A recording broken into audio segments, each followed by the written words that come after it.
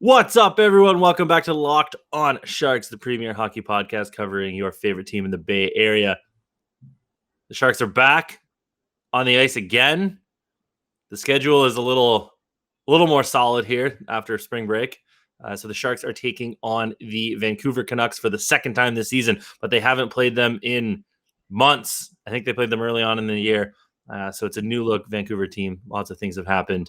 We will break down the preview and talk about where the Sharks go from here, because when two paths diverge in the forest, I don't know how to relate that to the Sharks. Let's move on.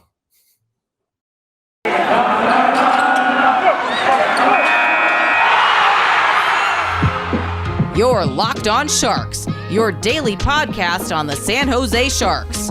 Part of the Locked on Podcast Network, your team every day.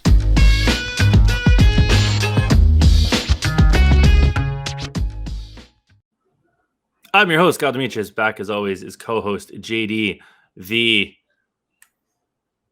Sarlacc pit to my Rancor. What's a better way to die? Getting eaten by a Rancor or getting eaten by a Sarlacc pit? Apparently, if you get eaten by a Sarlacc, you don't die. So, it takes 1,000 years to digest. So, but yeah, I don't know. Well, yeah, I guess it takes, you die from the poisonous gas, or do you want to get eaten and then you get digested? I choose neither. Yeah.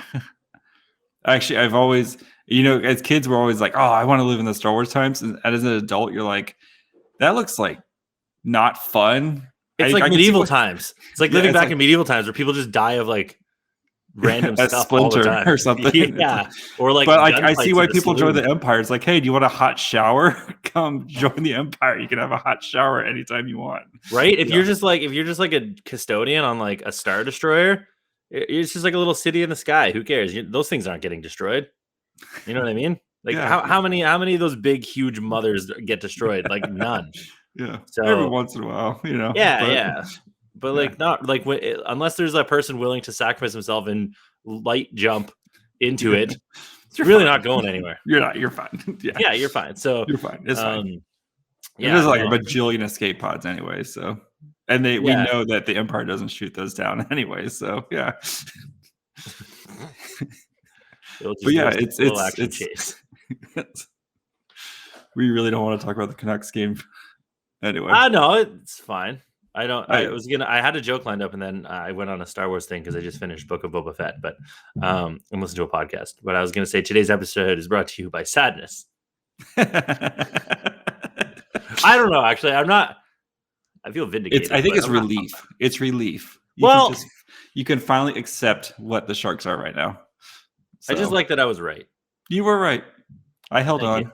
Thank you. So, you can't blame me for holding on, but I think so. We are. It's true. Hope and love are the only two things we have in this world, and drugs.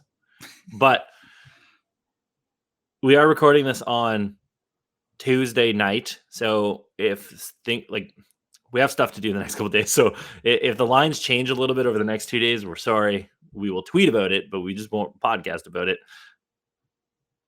It looks like the lines are going wholly unchanged. Rudy probably not going to play. He'd be dead. Did we get an update, or did they just say he's not playing? They're saying it's our sore ribs, which makes sense.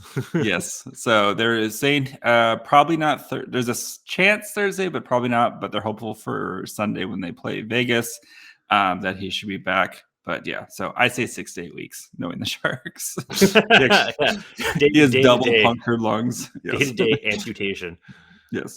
So yeah, he will be out, which sucks because he just can't seem to stay on the ice right now. Aiden Hill probably still out. Yes. He wasn't practicing today, I don't think. He was not practicing today as well. I'm pulling. And I think that's it from the injury front. Yeah. So the lines were from Curtis: Hertl with Meyer and Barabanov, Couture with Dahlin and Gregor. Good. Gregor. Yes. No, what are we doing? Bonino with Cogliano and Nieto. Peterson with Gadovich and Veal. So the Lord is just fully out, right? Yeah, he's down on the Cuda right now, getting some getting some reps. So What kind of line no do you think Lane defense. Pedersen has on the coaching No staff? defensive pairings because The beat they don't writers want to get are our hopes up, or they just don't want to crush us. So yeah, we'll see. Lines are probably going to stay the same. I mean, whenever you score 0 goals, you gotta do exact same thing. Anytime you can take 2 shots in a period, you gotta do it again. So, do you think that they're going to score a lot against Vancouver? Probably not, because Vancouver's got good goaltending and the Sharks just can't score. So you think that we should bet the under? I would definitely bet the under in this game, especially after last game where I told you to bet the over and they definitely did go over. I'm saying bet the under, even though it's not as fun. And if I want to bet the under, I would do that over at betonline.net. Football is over and we're all sad, but basketball is in full steam for both pro and college hoops. From all the latest odds, totals, and player performance props to where the next fired coach is going to land, BetOnline is the number one spot for your sports betting needs.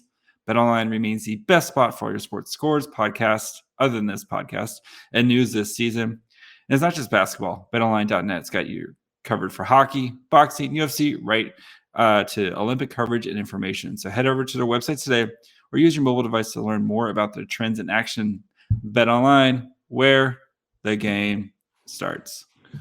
So since the Canucks played the Sharks last, they've gotten way better. They're actually ahead of San Jose in the standings by a sizable amount. They fired their coach, and Bruce Boudreau got them. Boudreau, the last time they played the Sharks, actually Boudreau had just gotten fired recently, or just gotten hired recently. So. Right, it was like the first game or something like that. But anyway, he's fully integrated now. The Canucks are rolling, and their lines are as follows: JT Miller is having a good season. Bo Horvat, Brock Besser. Second line, Vasily Podkolzin, Elias Pettersson, Nils Hoglander. Just a dope name. And a dope line. That whole line's names are just really good. Vasily Podkolzin, great. Elias Pettersson, great. Nils Hoglander. I like Pettersson has got like the double T's, double S. Like, it's, yeah. The man's name is Hoglander. It's just Nils. How many times, if your name was Hoglander, how many times did you whip it out your hog? I don't... Constant, right? Probably a similar pace, but I think there's an umlaut on the O, so I think it's like Höglander or something. I don't speak Swedish. Anyway, if we have any Swedish listeners, remember that Scottish listener? He hasn't emailed us in a while. I'm sad. Should email us about something again. I don't know. And also, if we have any listeners from like random places, like if we have a listener from like Austria, get at us. If we have a listener from like Iceland, Wales, we will read your email. New Zealand, we will read that email. Oh yeah, for sure. If you're from Canada, USA, sorry, I don't know what to do. I don't know what to tell you. But yeah, if you're from Australia, you know the one-way ticket to my heart. So yes, get at us. And you are the third most downloadable country. I don't know why Australia's our third best country. Yeah, it's very strange. But anyway, the third line for the Canucks: Tanner Pearson, Jason Dickinson, Connor Garland. We are children. Fourth line, Tyler Mott, Juho Lammikko. I don't know who that is. Not a real person. No, it's probably Juho Lammikko. He sounds Finnish. Yeah. And then Alex Chiasson. Defensive pairs, Oliver Ekman-Larsson, Noah Juleson, Tyler Myers, aka the Chaos Giraffe, and Luke Shen. Nothing about Tyler Myers and Luke Shen should work. No. That is awful, but it's somehow working. And then Brad Hunt, cousin of Mike, and then Kyle Burrows, who I've never heard of. Their goalies are also Thatcher Demko and Yaroslav Halak. If you notice there's a name missing, Quinn Hughes has the Rona, so he's on COVID protocol. So could be back. Matthew Highmore also has COVID protocol. Tucker Poolman is day to day, so he could be back, which would be good because you can get Tyler Burrows the hell out of there. Kyle Burrows, I don't know who that is. You can get him out of there. Obviously, Quinn Hughes would replace Noah Juleson. Any of them, yes. Well, any of them, but Noah Juleson. And then Travis Hamonic on the IR and Brandon Sutter on the IR. They're not coming back. So it's kind of how the Canucks are lining up. They're a lot better than they have been. So, yeah, and that's like when they started the season terribly, and then they actually have like real coaching, and it seems like they've really liked the kind of the moves that they made with their front office, and like trying to kind of rebuild. Yeah, and 2 women actually. 2, yes. Non-white male, come on in. So, But no, like, I mean, these people are they're more than qualified for their jobs. It's like they're just trying to hire, just to be different. Not the diversity quota. They're legitimate at their They're job. legitimately good at their jobs. So, but I think they've done a good job of especially kind of turning around where, on the fly of how the fans feel about the direction of the team and such, and especially in a short time. And I, have a couple Canucks fans in our lives, and it seems like they're way more excited about where the Canucks are heading compared to they were 3 months ago. So, this team, they have a lot of young, exciting pieces, and they just kind of need to actually learn how to build around them. But yeah, I mean, the Canucks are a lot better than they were, 3 months ago. And this is going to be another tough test for the Sharks, who can't score. And I'm struggling to see how I know the defensive pairs for Vancouver aren't great, but just the goaltending for Vancouver is really good. So yeah, and the Sharks literally got shut out by a man named Stuart Skinner, who none of us had heard of. Well, we know who he is. The Oilers think he's the goaltender of the future, possibly, which is hilarious. But Stuart Skinner should not be shutting you up. Skinner. Is it Ken Holland who is wrong? No, it is the bloggers who are out of touch. So the Canucks are ahead of the Sharks. They have the Canucks actually have played 2 more games and have 50 points, and the Sharks have 48. The records are very similar. They're both 22 and 21. Then the Canucks have 6 overtime losses. The Sharks have 4. So in theory, by points percentage, the Sharks are a little bit better, but Vancouver's really bad start sunk them. So they've been much better if you take out those first 15 games or whatever. They've been a lot better. They're 4-3-3 in their last 10. They're 5 points out of a playoff spot, which would make San Jose 7. If you go to the Canucks on paper, they're trending up. So they have 13th best shots on goals. They have the 17th best power play. They just have got no shooting luck. They're 31st. They've only scored on 7.8% of their shots. So if that rebounds a little bit, then hello, Vancouver. They're only T27th in goals, though. But I didn't do my job properly and didn't look at the pre-Boudreau and post-Boudreau splits, because I'm assuming it's going to be a little bit better.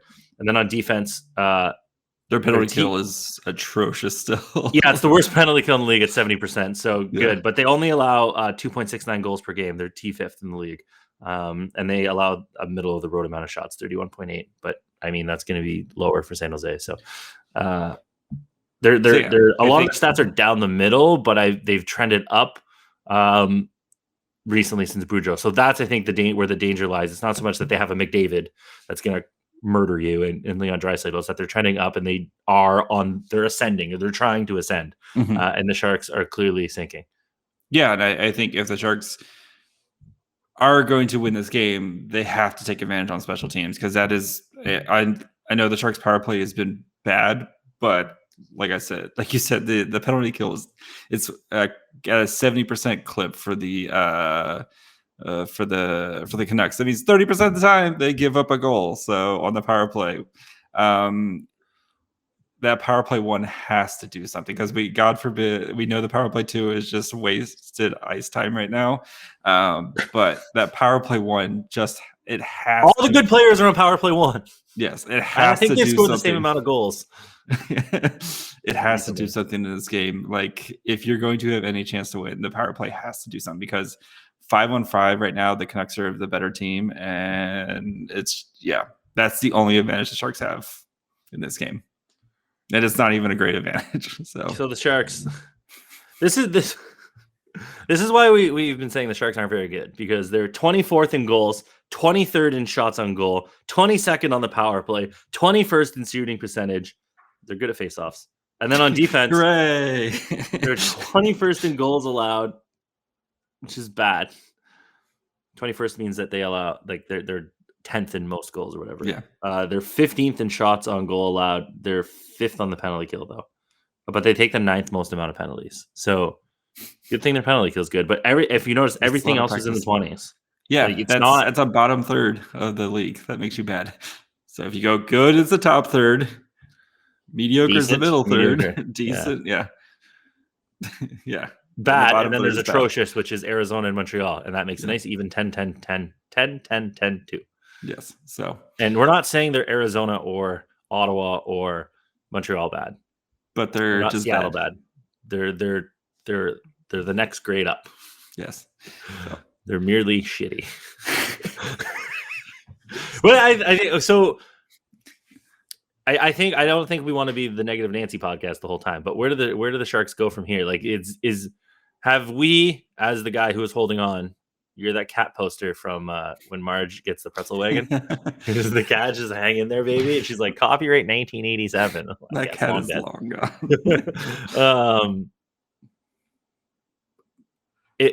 Do you think if they beat Vancouver, do they? Okay, let me restart this. Do they have to beat Vancouver?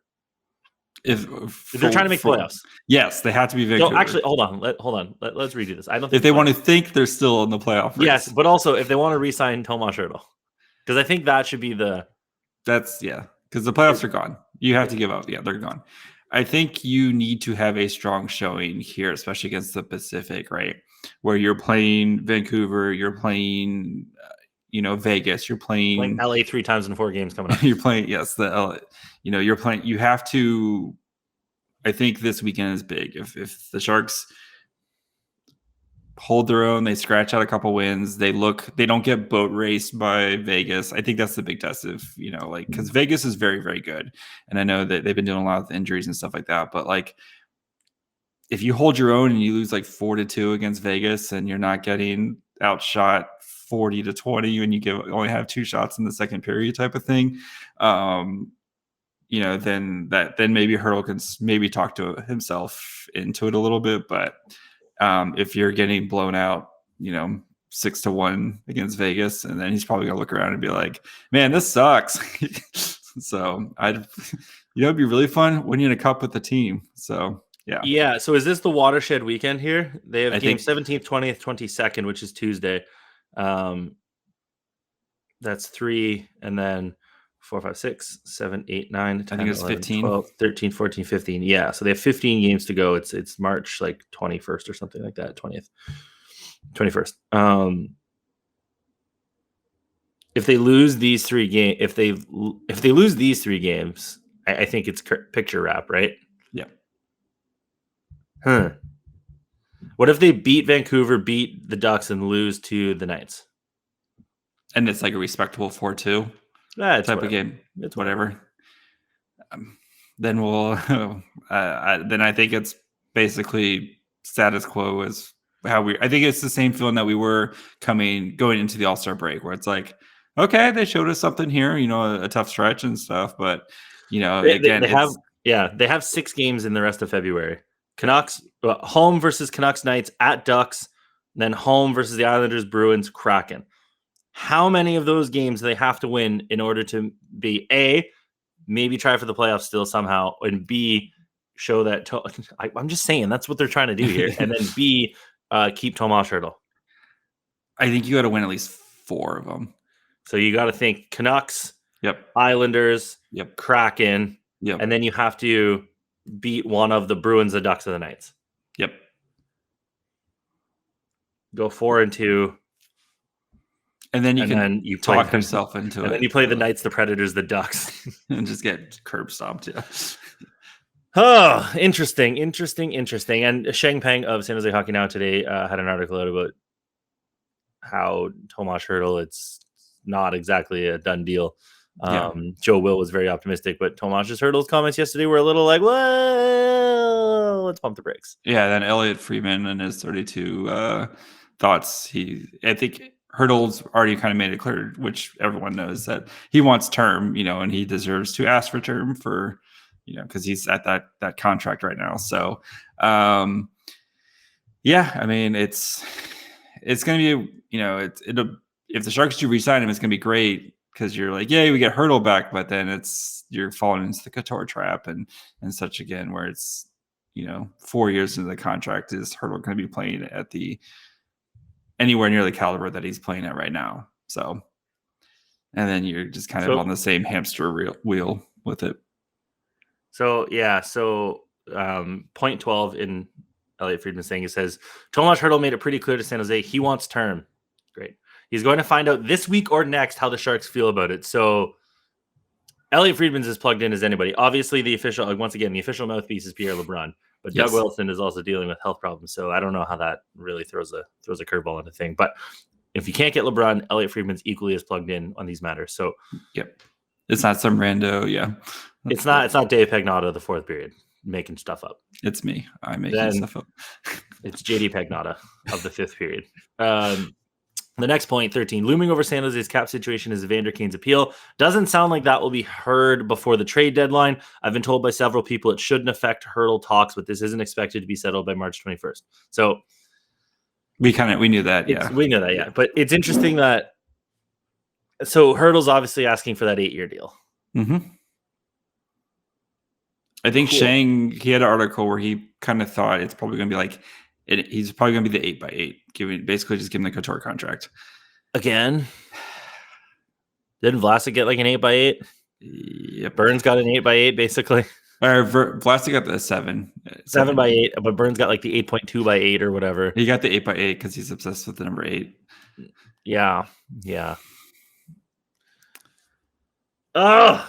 Shout out to the poor guy who ordered a Sharks custom Hertl jersey, and it came with no numbers or anything on the back. That's sick. Okay, hold on. Let's get out of here. But last thing, how do you feel about an 8x8 for Tomas Hertl? I don't feel good. It makes me super queasy because this is your favorite Sharks player like ever. He's my current favorite Sharks player, and probably he's definitely my Mount Rushmore Sharks player. But I forgot you like the Wiener Sharks, like Pavelski and Marleau. I forgot about that. My damn Wiener kids. It's just you're running on the same kind of hamster wheel of like if the Sharks were good right now and actual like a playoff team and stuff like that, fine. And like you could see, like where they're going to be competing for, or in the mix for a Stanley Cup. Fine. Or at least in the mix for a solid playoff spot, see what happens. Yeah. Like if they were like the 5th, 6th best team in the conference, have a little like if they were in Nashville's situation where it's like you're clearly one of the top half of the conference. Yeah, you may not be a quote unquote cup contender, but like you could get into the playoffs, goalie gets hot, make some noise, go to the finals like Montreal. Yep, and then you maybe they're like not a even piece that. Away or something like that. Yeah, but they're not even that. And that's what worries me. And I think as much as I love Hertl, it's like I don't see how without drastic changes how this team is competing for a cup recently. And you can do a lot of stuff with that $8 million in the offseason. Like if you really wanted to maybe try to add some more pieces on the fly or make a trade or something like that, like try to shake up stuff. But that $8 million in the offseason, you could do a lot of stuff with it. So, and where you could actually retool your whole third line for that $8 million and, type of thing. So if you wanted to, and then you bring in your Eklund. The problem is though, you wouldn't have a 1C. Yeah. And 1Cs are pretty hard to find. So they are, but yes. I think that's the big drawback is you wouldn't have a 1C. And it's not like there's anybody who's screaming 1C in the pipeline right now, Eklund, but even then, I think most people think he'll be a winger. Yeah, and everyone we've talked to is like, yeah, and even if he's on the Hertl plan where he's going to play wing for a couple of years and then transition over. So it's not like, it's not like he's coming. He's not stepping in as a center next year. The thing about Joe Thornton's not walking through that door.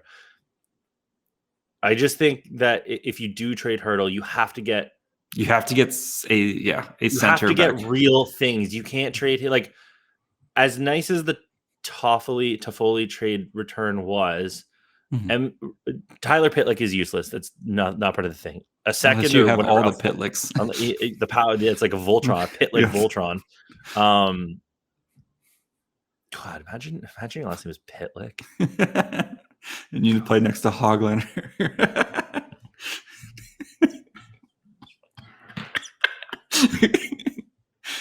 If you would like to follow us on the internet, you can do that at Locked On Sharks on Twitter, Facebook, or Instagram. We will interact with you and make jokes like JD just made. If you want to watch us, Locked On Sharks at YouTube, and you can see the face I just made when JD snapped that off. Yeah, you can do that. We're marching towards 600. Please follow us. If you'd like to email us and tell us that we're funny and wise, you can do that at lockedonsharks@gmail.com. You can listen to us, Spotify, Amazon Music, Apple, Apple. JD, John Chappelle over here. Is that my fry hole? Kyle, is that Kyle Demetrius? I really want to know your point you're about to make, but we'll find that later. It's lost forever. Thank you for making us your first listen. Go check out Locked On Bets if you want to make some money. Go check out the Olympic coverage. Ann and Rachel have been doing a wonderful job with that. Go check out any of the other amazing podcasts on the Locked On Network, such as Locked On UCLA Bruins. Bye, friends. Hogland.